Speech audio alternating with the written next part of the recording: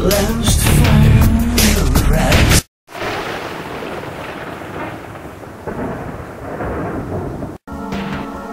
The last fire will rise behind those eyes. Black house will rock. Blind boys don't lie. Immortal fear. That voice so clear. Alright, hello YouTubers, back with Sage again, and this time we're back to more horror. Can you tell we've done this in this same session? Well, I'm gonna post them in periods, so nobody's gonna remember. They're gonna what know we're wearing. we wear the same clothes. Nobody gives a crap what we wear. Alright, anyway, this week we are bringing you our top. Besides, you're not supposed to break the fourth wall. They don't need to know that. Dude, one of my favorite. We're Superman. We wear the same clothes every day. I'm not Superman. I like Deadpool, Gambit, and comics will be another issue. But my characters like breaking the fourth wall. Now go on. Anyway, we're getting off topic. So today we're going to bring you our top 3 horror icons, our top 3 horror villains. All right, Sage. So if you want to start us off with your top 3. Right. So my top 3 are actually a bit unique from everyone else's. Yes, there's one that everyone would most likely put on their list, but there's 2 different ones. Now, at number 3, it's a daytime kind of horror icon. When you go home and you turn on Sci-Fi Channel and you saw a marathon of this, you are hooked. And that is Little Wayne, the Crypt Keeper. Now, I think it more like Joan Rivers. Yeah, or most anyone who goes to Hollywood and does over Botox and everything. Anyway, you want an icon, this is an icon. He is the host with the most, give or take how much flesh is melting off his bones, depending on the episode. But anyway, either if it's a good story or a bad story, he has that charisma, he has that corny joke segment, and he will do what is best to keep your attention. And every time when you think, what's a good host for horror stories, besides Elvira and her 2 double Ds, would be the Crypt Keeper. He's entertaining, he's funny, and he will always keep you on your feet whenever he's on screen. Number 2, Freddy Krueger. I know it's a bit expected, but here's my view. He is a great horror icon because of these few reasons. The music alone. Not the 1, 2, Freddy's coming for you. I like that though. It's that tiny little theme where whenever you're alone in the house and it's dark and you think of that tiny song. I am not going to sing it because you can't really sing to those notes, especially in my voice, but yeah, you can't really sing a tune. Anyway, whenever you're walking alone, you think of that tune, and the tune haunts you, but it's not just a tune, it's the character that the tune's following. Just like how there's a ch-ch-ch-ah-ah-ah-ah for Jason. For Freddy, it's that tune, but Freddy himself, he is in a whole different field. He is an iconic character because he can haunt you in your dreams, he can haunt you in real life, and yes, there have been times where he could go into the real world. Whether it's his first appearance, whether it's the cheesy, like, 6th and 7th films, whether it's the remake, A New Nightmare, or if it's that horrific Michael Bay where it's like, yeah, he's a hardcore child rapist. Like, no, that ruins character. But anyway, that's for another time. Freddy is an icon. He's an imprint, either by his corny jokes, his gruesome deaths, or just how he plays with you, how you are a plaything in his playground. He is an icon. And number 1, Pennywise the Clown, played by Tim Curry.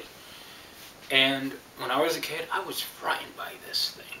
This was before I saw the ending of it and read that horrific book. And, you know, I had more detailed about how creepy this clown was. But when I was a kid, I saw the miniseries and I was frightened. Even when he's doing his cheesy jokes, he is horrific. And again, as a kid, it's like you don't want to go to a circus because you know he will be there. You don't want to go anywhere. Even a mine will look intimidating at that point. What helped me, though, was I saw that same actor in the Rocky Horror Picture Show as Dr. Frankenfurter singing Just a Sweet Transvestite. And whenever I do that, and I see Pennywise, I think Pennywise and Pennyhose, and just hear him sing, I'm good. But still, as an icon, You cannot see that movie and not think of that face staring at you with the horrific teeth, sharpened ground, making blood pop up anywhere, floating balloons everywhere. Oh, They all float. They all float, baby boy. Anyway, that's my number one. All right, so some surprising choices on your part. Mine are going to be a little more typical, to be honest, and then. So Can my I top- guess? Can I guess? Can I guess? Sure. Ghostface, Pinhead, and Jason. Actually, very close. So my top three are going to be, and actually maybe they're not. They're predictable, but maybe not choices other people would make. But yes, one, and this is in no particular order. One of those would be Ghostface, and that's just because, to be honest, that movies, the Scream movies, came out when I was very young, when I was first starting to get into horror. So it was really the very first horror movie that I ever saw. So I think part of that has a lot to do with it, but it was also just, the Scream movies are very iconic, very, they're just very witty, or at least the first one. I mean, the others, personally, I love all four. A lot of people don't feel the same way, but I happen to love all four. But you definitely can't. I mean, there was something awesome about that first movie. So it just took this costume, which I think that costume's actually been around a long time, even before the movies. At least I recall, or at least something similar. But it took like this generic Halloween costume and just made it iconic. So to me, like, Ghostface just became this thing, this entity. And I also loved how in the rest of the movies.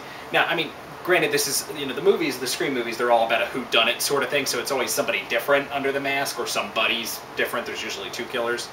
But I love the way they always made it like Ghostface was his own character almost. Like, he would always say to Sidney, like in the next move, in the other movies, he would always act like as though he were the same person. He would say, like, "Did you miss me?" and stuff like that. So they kind of, despite the fact that it was actually different people, they always made Ghostface the character, the same, like, a character in and of himself.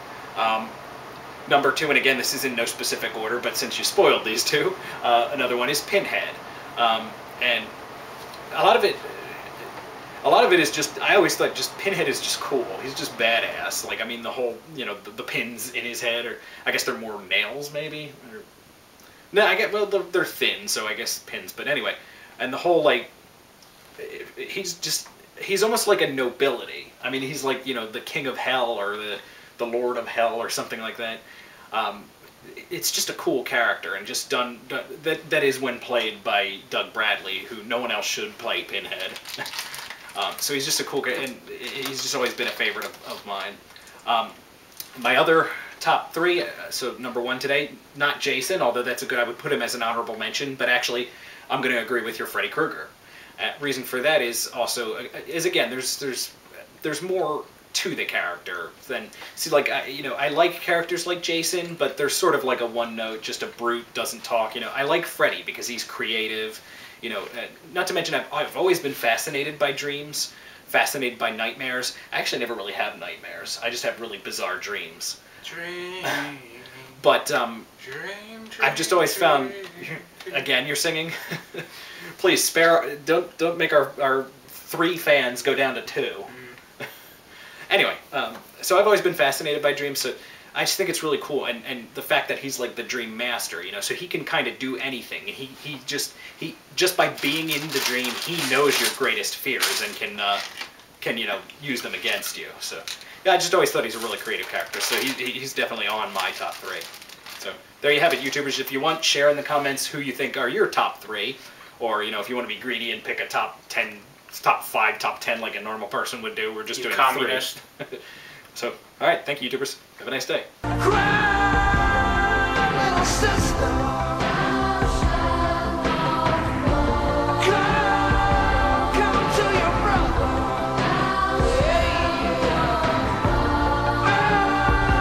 Change